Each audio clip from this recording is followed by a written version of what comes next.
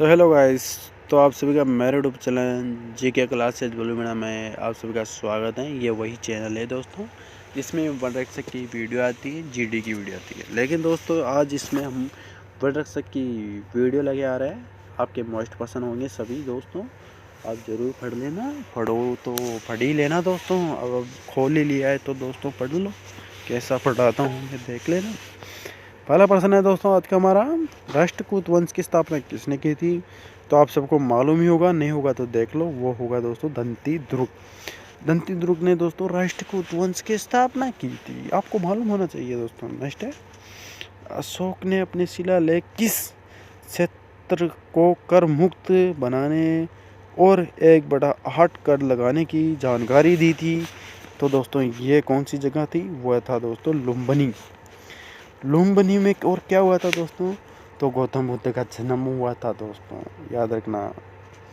Next है, अब्दुल कादिर बदायूं नकीबीन खान और थानेश्वर किसके दरबार में थे?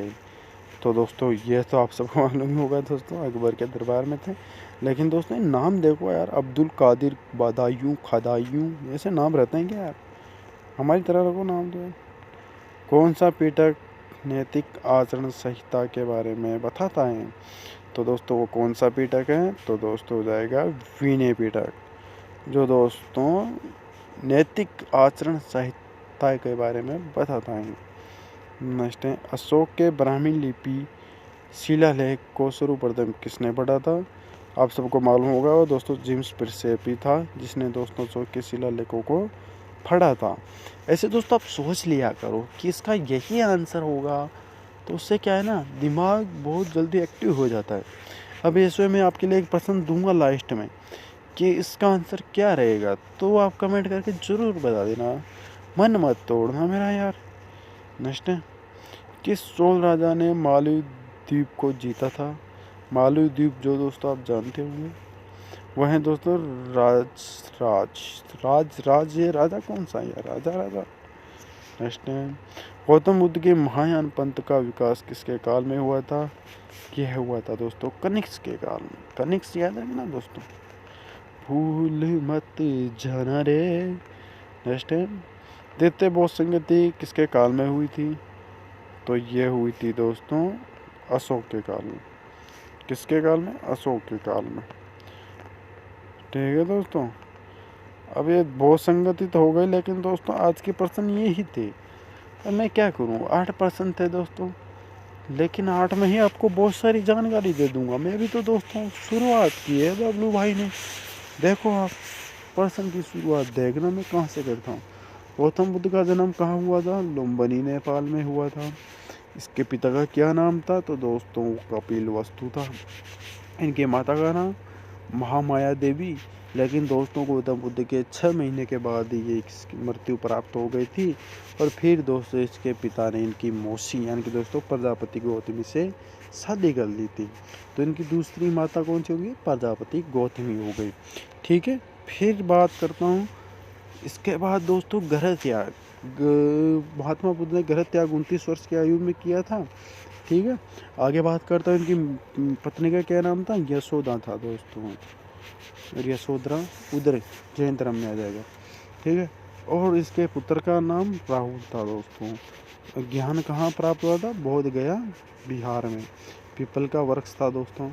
ठीक है, और इनका प्रथम शिष्य कौन था? आनंद था। सबसे प्रिय शिष्य भी आनंदी था। ठीक है, इसके बाद दोस्तों इनका जो बौद्ध धर्म है वह 2 इसमें बट गया दोस्तों, हीनयान और महायानों में बट गया। हीनयान वह जो दोस्तों मूर्ति पूजा में विश्वास नहीं करते हैं, और महायान दोस्तों जो मूर्ति पूजा विश्वास करते हैं। कितनी बौद्ध संगतियाँ हुई थी? तो दोस्तों ये हुई थी 4। कौन कौन सी? तो दोस्तों भारत के बाहर मतलब दोस्तों उधर कश्मीर की तरफ कौन सी बौद्ध संगति हुई थी?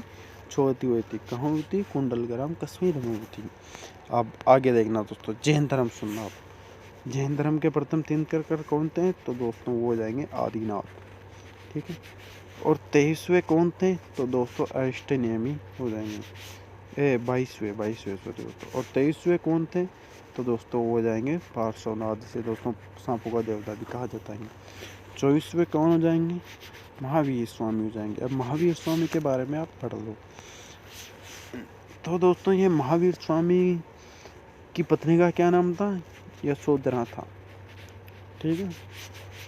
और इन्हें ज्ञान की प्राप्ति किस वर्ष के नीचे हुई थी? वट वृक्ष के नीचे हुई थी।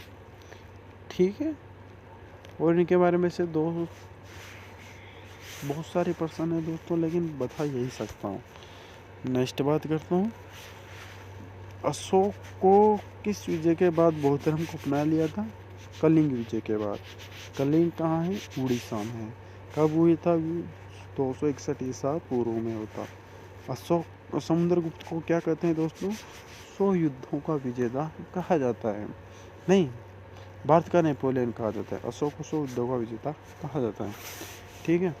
अब बाबर के ज़मानों में आ जाओ दोस्तों। बाबर से क्या क्या प्रश्न आएंगे? भारत पर मुगल वंश की नींव किसने डाली दोस्तों? वह डाली बाबर ने। कब डाली थी? 1526 में। कौन सा युद्ध लड़ा था? वह लड़ा था पानीपत का प्रथम युद्ध। किससे लड़ा था? इब्राहिम लोदी से लड़ा था। ठीक है। फिर इसकी मृत्यु 30 में हो गई थी, 1530 में। फिर कौन आया गद्दी पे? फिर आया दोस्तों हुमायूं। हुमायूं के बाद कौन आया? वो आया दोस्तों अकबर। अकबर के बाद कौन आया दोस्तों? फिर आया दोस्तों शाहजहाँ। फिर कौन आया? जहांगीर आया दोस्तों। फिर कौन आया? औरंगजेब आया दोस्तों। फिर कौन आया? बहादुर शाह सेकंड आया। ठीक है। और अकबर के काल को हिंदी का स्वर्ण काल कहा जाता है, हिंदी साहित्य का स्वर्ण काल।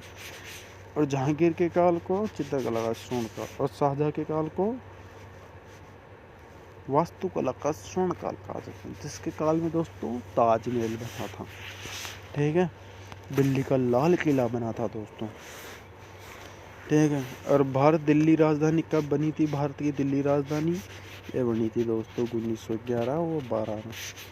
ठीक है। तो बस आज की वीडियो में बस इतना ही दोस्तों। कल की वीडियो में फिर मिलेंगे कुछ नए प्रश्नों के साथ।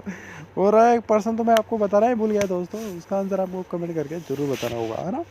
कौन सा प्रश्न है वो दोस्तों जो आपको कमेंट करके जरूर बताना है कि जो दोस्तों पानीपत का जो दूसरा युद्ध है वो किस किस के मध्य हुआ था? ये आप कमेंट करके फटाक से टाइपिंग करो दोस्तों। पहले कर दी टाइपिंग, कर दी दोस्तों? कर रहे हो अभी टाइपिंग कर रहे हो? लिख दिया आपने लिख दिया कि अकबर। अब सेकंड नाम नहीं बताऊंगा दोस्तों, सेकंड नाम आपको ही बताना है। अकबर और किसके मध्य सेकंड युद्ध हुआ था? ये आप कमेंट करके जल्दी से बताओ, टाइपिंग कर दो। ठीक है, मैं देख रहा हूँ। तब तक के लिए दोस्तों वंदे मातरम।